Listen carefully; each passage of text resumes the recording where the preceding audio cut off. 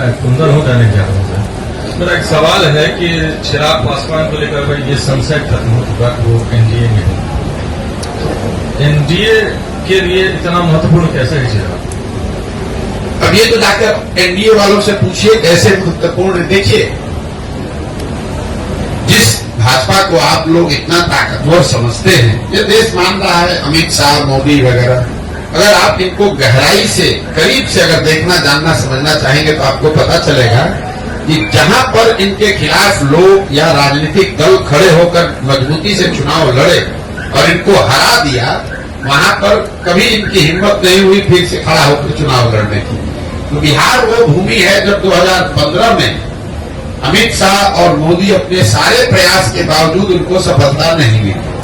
और वो जो डर है, वो इतना बड़ा डर है हारने का। जब आपको ज्यादातर जगह पर आसान जीत मिलती है तो कहीं पर जब आप हार जाते हैं तो आप उससे डरते बहुत ज्यादा है। तो कहीं न कहीं भाजपा को ये डर है, भाजपा की लीडरशिप को, कि बिहार की जो राजनीतिक मैं कहूंगा पृष्ठभूमि है, यहाँ का जो सोशल फैब्रिक है, जो यहाँ समाजवाद की जड़ें हैं, वो इतनी मजबूत हैं या इतनी गहरी हैं कि भाजपा के लिए इतना आसान नहीं है कि पूरे बिहार को अपने एक मोदी के स्लोगन पर जीत लिया जाए। ऐसा उनको लगता है। सच्चाई क्या है ये तो भगवान जाने, लेकिन ऐसा उनको लगता है। इसीलिए वो इस तरह के गठबंधन, जैसे नीतीश कुमार के लिए अभी कुछ महीना पहले आकर यही अमित शाह ने मंच से खड़े होकर कहा कि बिहार की जनता, एक एक आदमी सुन लीजिए, चुनाव से पहले या बाद किसी भी हालत में नीतीश कुमार को वापस नहीं लिया जाएगा।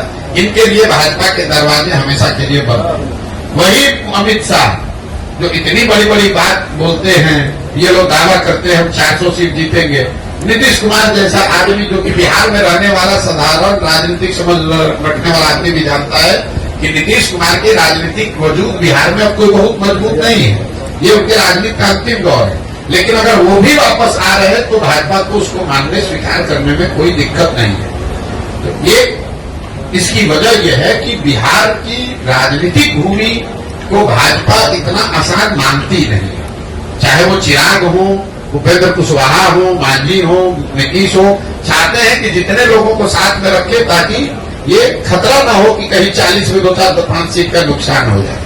और दूसरा, ये बिहार के लोगों का दुर्भाग्य रहा है कि ये 40 सीट जो है, इसके लालच ने बिहार को बर्बाद कर दिया। विश्व के स्तर पर अफ्रीका के बारे में बात कही जाती है कि अफ्रीका के जिन देशों में बहुत ज्यादा खनिज है, वहां पर सबसे ज्यादा गरीबी है। उसको मिनरल कर्स कहा जाता है, क्योंकि वहां इतना खनिज है कि उसी को लूटने के लिए, उससे कमाने के लिए दुनिया भर के लोग जाकर वहां लूटपाट मचाते हैं। उसी तरह बिहार की हालत है। बिहार से 40 सांसद जीत कर जाता रहे, उसके लिए राष्ट्रीय दल, पहले कांग्रेस और अब भाजपा, ये कुछ भी करने को तैयार है। आपने देखा कांग्रेस का जब शासन था, इसी कांग्रेस ने बिहार को लालू जी के हवाले करके छोड़ दिया। उनको ऐसा नहीं कि मालूम नहीं है कि बिहार में कितना बड़ा जंगल राज लालू जी के टाइम में था। ऐसा तो नहीं मालूम है कि उनको कांग्रेस को पता नहीं था कि बिहार सबसे गरीब और पिछड़ा राज्य था। मनमोहन सिंह जी इतने बड़े कम्युनिस्ट थे, उनको ये पता नहीं था कि बिहार में कितनी परेशानी बदहाली है। इसके बावजूद उन लोगों ने लालू जी को अपने कंधे पर बैठा कर रखा, क्योंकि वो चाहते थे कि बिहार से 20, 25, 30 सांसद जीतकर यूपीए की सरकार को मदद करते रहे। तो जो काम कांग्रेस ने लालू जी के साथ किया, वही काम आज भाजपा नीतीश के साथ कर रही है कि नीतीश को साथ में रखो, चिराग को साथ में रखो, इन लोगों की मदद से 30-35 सांसद हम लोग का जीत कर जाता रहे। उसके बाद बिहार में जो होता रहे उससे कोई दिक्कत नहीं। बिहार के पूरे बच्चे मजदूर बने रहे, कोई दिक्कत नहीं है। बिहार में गरीबी बदहाली हो, कोई दिक्कत नहीं हो। बिहार के बच्चे जब गुजरात जाए तो उसको बिहारी कहकर उसका मजाक उड़ाए, गाली दे, लेकिन बिहार से 35-40 सांसद हम लोग का जीत कर जाता रहे। ये जो सोच है, ये जो लालच है, यही इन चीजों को कराता है।